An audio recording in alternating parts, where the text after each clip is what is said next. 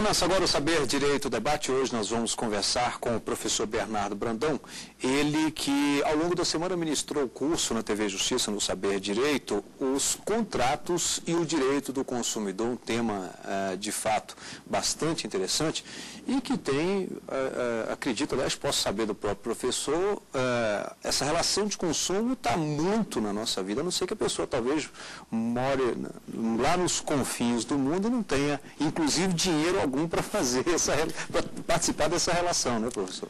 É possível que efetivamente seja difícil travar, mas as relações de consumo fazem parte da nossa vida. Aliás, a economia do país gira em torno disso, né? Na verdade, as relações de consumo, elas não geram benefícios apenas para os fornecedores, para as empresas, mas na verdade, na medida em que há o consumo ocorre, a geração de riquezas, ela ocorre juntamente. Então, isso enriquece o país sob todas as formas, inclusive isso repercute até nos índices, né, nos índices econômicos de um país. Então, está no nosso dia, está no nosso sangue, né? Você fez um sinalzinho para um ônibus, você está celebrando um contrato de transporte, você comprou uma água na esquina, você está celebrando um contrato de consumo ali, ambos, né, contratos regulados pelo CDC. Então, você tem absoluta razão. Quando a esposa vai ao shopping com um cartão de crédito, aí esse já não tem tanta relação de consumo, essa é uma relação de paixão. Foi interessante que você falou isso durante a aula. Eu fiz duas menções a esse aspecto, né? Falando que as mulheres, o que seria uma vulnerabilidade psicológica, né? A mulher num shopping com um cartão de crédito na mão, comprando lá os seus produtos, que ela psicologicamente ela está numa posição de vulnerabilidade. Pois é, isso inclusive, em algumas situações, o judiciário tem também se atentado para essa já questão, digamos que psicológica, né? Sim, sem sombra de dúvida, vulnerabilidade psicológica aqui, a gente falou brincando, mas ela em algumas circunstâncias a gente percebe que o consumidor realmente está completamente enfeitiçado, ou então não está em condições psicológicas de discutir de igual para igual com o fornecedor. E o fornecedor se aproveita dessa situação. Exatamente, talvez a situação mais clara ou perceptível disso é justamente as propagandas. Sim, sim, as propagandas, o direcionamento né, das propagandas, as mensagens subliminares, né, e até no sentido de fazer com que a propaganda estimule uma determinada conduta. As propagandas têm uma influência substancial na nossa vida. Eu aqui confesso que eu já participei de e aí só por passeio mesmo, não quero aqui até deixar... colocar como se fosse, mas, por exemplo, e aí uma outra coisa que, pelo menos naqueles leilões, né, de gado, as pessoas costumam dizer, não, o pessoal traz um uísque antes, traz uma cerveja, os fazendeiros começam ali a tomar e tal, mulheres bonitas aqui e ali, o pessoal se empolga, na hora mesmo de bater o martelo, e aí exerce, realmente tem ali uma certa influência. Aí, não, isso é uma coisa de marketing, não, isso é uma coisa cultural, mas... né? É um aspecto interessante, né, essa questão da distribuição do uísque. Eu já fui a poucos leilões, né, não tenho muito costume, mas isso acontece efetivamente, né? Não foi um leilão de gado, foi um leilão de obra de arte mesmo, e no leilão de obra de arte estava sendo distribuído uísque, etc. E você numa empolgação... A pretexto de ser um ambiente bacana e tal, mas ali talvez acaba por deixar a pessoa vulnerável. Sim, sem sombra de dúvida. A ideia é exatamente, né, estimular esse lado. Agora, professor, nós temos aí o nosso código, o direito do consumidor, foi assim bastante trabalhado, e nós poderíamos dizer hoje que é uma referência mundial, tem outros países que acabam olhando para o nosso direito do consumidor, com essa referência de que ele realmente, efetivamente, ele é bom, mas ele também tem sido aplicado? Ou ele é bom lá no papel, guardado? Não, ele é um código muito bom. Eu fiz referência nas aulas, realmente a lei é muito boa, muito bem redigida, né? A técnica legislativa é excelente, até porque isso explica porque a lei foi redigida por juristas de renome, juristas efetivamente que conhecem da matéria e que tiveram todo o cuidado na elaboração. Né? Só para citar dois que eu citei também durante as aulas, a Ada Pellegrini Grinover, né? Kazuo Watanabe. Então, juristas que efetivamente sabiam o que estavam fazendo. Então, a lei foi copiada em alguns trechos, em algumas partes, é referência mundial. E eu acredito, sim, que a lei vem sendo aplicada. Obviamente que é difícil uma aplicação como imaginou o legislador, né, ao elaborar. Mas, dentro do possível, eu vejo sim a lei sendo aplicada pelo Poder Judiciário de uma maneira bem efetiva. O Estado hoje reconhece realmente, como diz a lei, o consumidor como a parte mais vulnerável das relações. Há umas distorções, porque muitas pessoas utilizam, né, a lei como escudo para obter vantagem, isso fica claro, tem muita gente que se aproveita dessa condição para obter alguma vantagem, mas a gente não pode tirar pela maioria. A maioria, infelizmente, está sujeita a relações de consumo que são pessimamente prestadas e elas vão efetivamente ao judiciário exatamente para obter a tutela jurisdicional com base na lei e ver os seus direitos regulados. Ninguém efetivamente quer viver disso. O que nós queremos, pelo menos penso eu assim, acredito que você pense também, é que o serviço seja bem prestado e que você seja bem tratado pelo seu fornecedor. Essa é a ideia. E não desprezado como muitas vezes acontece. Em especial aqui, o tema que o professor nos traz é justamente os contratos. E aí eu não tenho agora certeza, mas eu acredito que o professor pode até dizer isso, se não me engano, esses contratos, e aí pode incluir essas questões bancárias, por exemplo, aquela conta de telefone que você tem em casa, primeiro ela passa por um contrato, e se não me engano está no topo da lista de reclamações, junto às agências, no caso, como falando aqui de telecomunicações, mas também do PROCON, não é isso? Os contratos, o que acontece é que esses contratos são contratos de massa, né? Enquanto eles eram só contratos de massa, celebrando relações entre consumidores e fornecedores, estava tudo bem. O problema foi quando o fornecedor percebeu a possibilidade de colocar nesses contratos vantagens excessivas para si em detrimento do consumidor. Esse é que é o problema. Então, na maioria das vezes, o fornecedor tenta se calcar colocando essas regras por escrito no contrato, inclusive no contrato de adesão, e depois ressalta que essa cláusula estava destacada, que essa cláusula, né, vinha negritada e está clara, né, a compreensão é fácil. Mas, quando a gente observa mais detidamente, percebe que são cláusulas abusivas, cláusulas que tornam o contrato de consumo completamente desproporcional, gerando vantagens para os fornecedores em detrimento dos consumidores. Então, portanto, sem sombra de dúvida, na maioria das vezes, as reclamações feitas pelos fornecedores acabam esbarrando nos contratos que prevêem cláusulas abusivas. Aliás, sobre cláusulas abusivas, eu vou voltar a falar com o professor daqui um pouquinho, depois do intervalo. Nós vamos a esse rápido intervalo e daqui a pouquinho nós vamos voltar falando justamente ainda de cláusulas abusivas nesses contratos. Até já. Estamos de volta com o Saber Direito e Debate. Hoje eu tenho a honra de conversar com o professor Bernardo Brandão, ele que ao longo da semana ministrou na TV Justiça o curso Os Contratos e o Direito do Consumidor, ou seja, um tema bem claro, voltado aí à área de consumo. Aula número 1, Relações Jurídicas de Consumo. 2, Política Nacional e Princípios. Aula 3, Proteção do Consumidor nos Contratos. Aula 4, Contratos Bancários. E, por último, a quinta aula, contratos imobiliários. Professor, ainda sobre, como nós falávamos lá no finalzinho do bloco anterior, dessas cláusulas abusivas, alguns comentam o seguinte: olha, quando a cláusula ela é abusiva, ainda que ela esteja no contrato, ela é percebida e, claro, ali quebra-se o contrato. É isso mesmo? Não quebra-se o contrato. Na verdade, o juiz tem que envidar todos os esforços diante de um contrato com cláusulas abusivas para manter o contrato vivo. Eu vou exemplificar. Você imagina um contrato de prestação de serviços médicos, plano de saúde. Então, o contrato estabelece um limite de permanência quando o paciente estiver internado, o cliente. Então, ficou doente, o contrato vem dizendo qual é o tempo, né, que você pode ficar internado, como se doença tivesse prazo, né, para cessar e começar. Seria bom, né? Muito bem. seria ótimo saber exatamente, né, onde vai começar, onde vai terminar. Mas, enfim, diante de uma cláusula abusiva dessas, o juiz, se deparando com a cláusula, ele pode afastar a incidência da cláusula.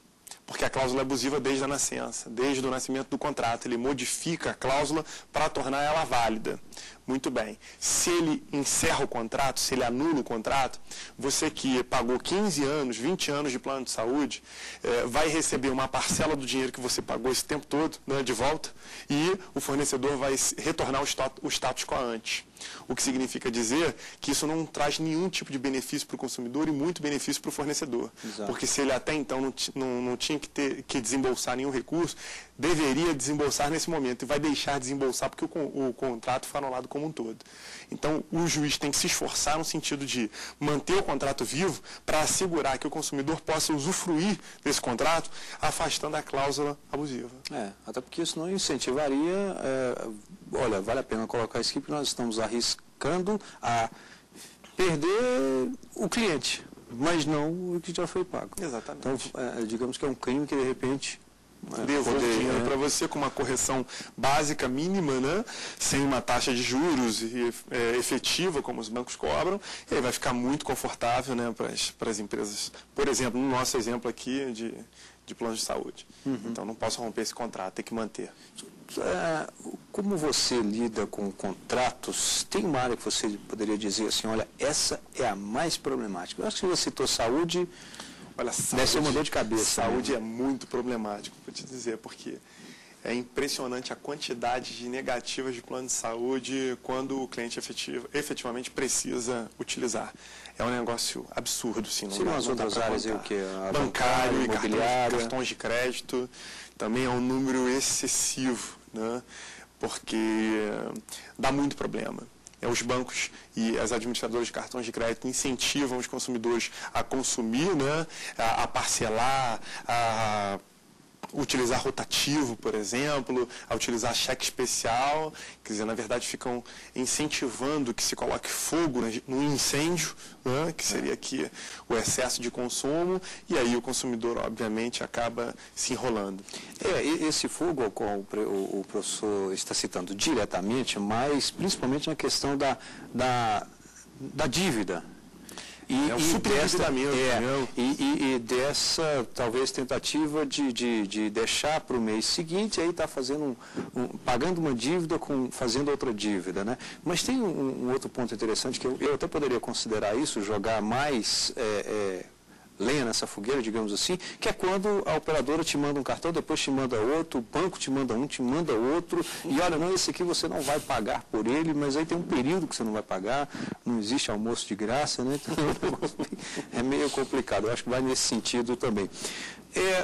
Professor Brandão, tem uma coisa, eu já discuti isso aqui com outros professores, eu acho que é uma coisa que me preocupa muito, que o código prevê a atuação do PROCON, e o PROCON, de fato, eu acho que é uma instituição bastante respeitada hoje no Brasil. Eu acho que a demanda dela é tão grande que talvez ela não dê conta de dar esse retorno positivo a ponto da população falar assim, olha, merece nossa consideração mesmo, efetivamente. Embora eu acho que boa parte ainda consegue ter essa referência do PROCON. Eu mesmo posso dizer, porque eu já precisei uma vez do PROCON, esperava que nunca ia precisar, mas um dia eu precisei e olha, em 15 minutos eu consegui resolver um problema que há meses eu vinha tentando e resolvi no PROCON até achando que, não sei, e resolvi, o pessoal do PROCON me atendeu muito bem, parabéns, resolveu o problema. Agora, o que me preocupa é a falta do PROCON em boa parte das cidades do interior.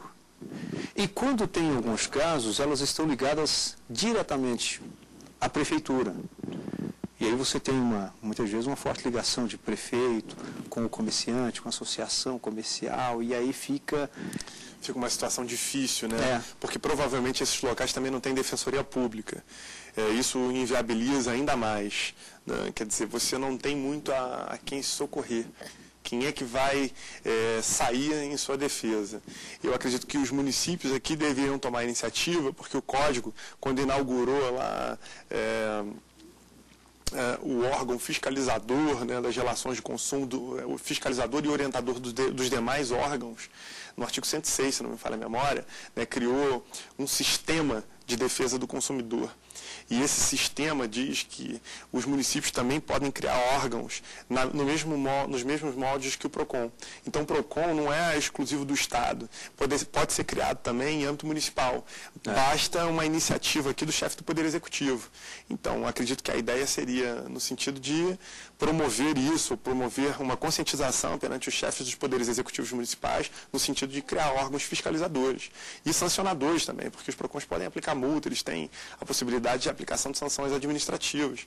Então, sem sombra de dúvida, o PROCON tem, um ou outro às vezes não atende da forma como deveria, é pontual, mas de uma maneira geral os PROCONs têm tido uma especial relevância no sentido de resolver os problemas dos consumidores.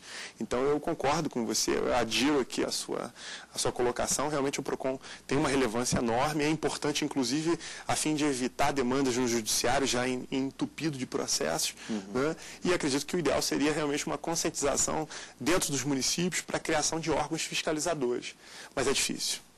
Aliás, o PROCON necessariamente não trabalha justamente quando é provocado, né? Volta e meia a gente sempre percebe aí a atuação do PROCON em supermercados ou em outros setores, como sim. Né, em outros setores aí no comércio.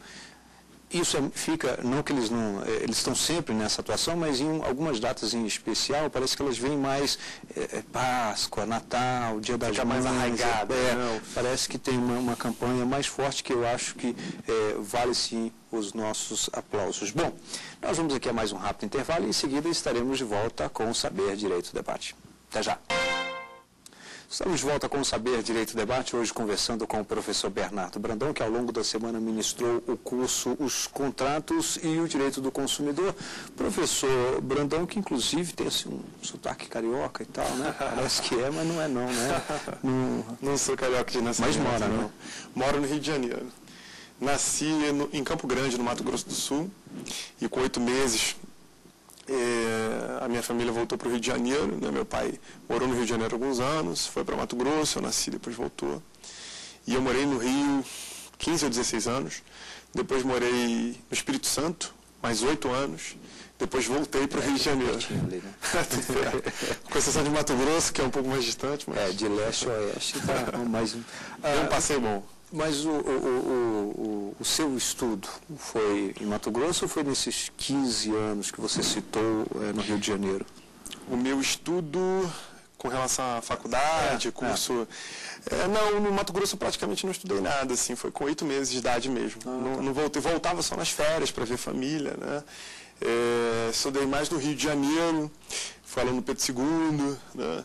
Depois fui para o Espírito Santo, no Espírito Santo fiz um curso de economia, e aí, durante o curso de economia, meu pai perguntou se eu não queria fazer um curso preparatório para concurso. Eu gostava muito de economia, achava uma matéria muito interessante, né? Ficava acompanhando cotação em jornal desde pequeno. Que beleza. Então, ótima dica para você. Coisa interessantíssima. Muito bem. Aí eu fui no curso preparatório, uma casinha, né? Bem simples assim e tal. Mas aí, quando a professora de Direito Tributário começou a falar, despertou. Aí, dali para frente, eu coloquei na minha cabeça que era isso que eu queria, que eu ia seguir nesse caminho. E estamos aqui. Né? Mas chegou a concluir o curso de economia, então? Cheguei a concluir o curso de economia e depois, chegando no Rio de Janeiro, né, fui fazer o curso de Direito, voltei para o Rio de Janeiro, né, voltei sozinho, a minha família ficou no Espírito Santo, fiquei na casa de uma avó aqui, e eu fui cursar Direito, que era a vontade que eu tinha, né, o desejo que eu tinha. Minha mãe me incentivou, não, vai lá, segue o seu caminho. Tá certo. E eu fui estudar Direito. Além desse, teve algum outro curso nesse sentido de formação? Então, economia e Direito? De nível superior, que você diz? Não. Foram esses dois mesmo. Já chega, né? Tá bom também, não é possível. Já basta as especializações. Já está ótimo. A gente está sempre estudando, desde que nasce. E é bom que dá para unir aí a economia com o direito consumidor, o direito tributário. São zero à esquerda, economia, a verdade é essa. Você não gostava tanto? Eu gostava tanto, mas aí a paixão pelo direito aflorou. Foi realmente algo natural, assim, não foi nada forçado. Eu me deparei com uma aula e fiquei apaixonado, botei isso na cabeça e falei, eu vou atrás disso. E aquele propósito do seu pai do concurso? Então, na época era concurso para a FTN e o TPN, né, Técnico do Tesouro Nacional e Auditor Fiscal do Tesouro Nacional, não era nem da Receita ainda, era Tesouro. Mas eu acabei nem me submetendo a esse concurso, né? Eu acabei não enlouquecendo, mas eu fiquei tão afetado pelo direito que eu falei, eu preciso fazer uma faculdade de direito, eu não vou seguir para fazer um curso preparatório, eu quero cursar uma faculdade de direito. E fui. E a ideia era essa. Mas, mais tarde, acabei me tornando professor em cursos preparatórios para concurso. Bom, você não pode dizer que a dica do seu pai não foi válida, né? Não, a dica do meu pai foi excelente. Meu pai era um homem brilhante. Vamos lá, vamos aqui para as indicações de literatura. O professor Bernardo Brandão nos traz aqui, na verdade, 2 obras, ele vai comentar essas 2, e tem mais uma que ele vai indicar também, que ele já havia comentado aqui comigo.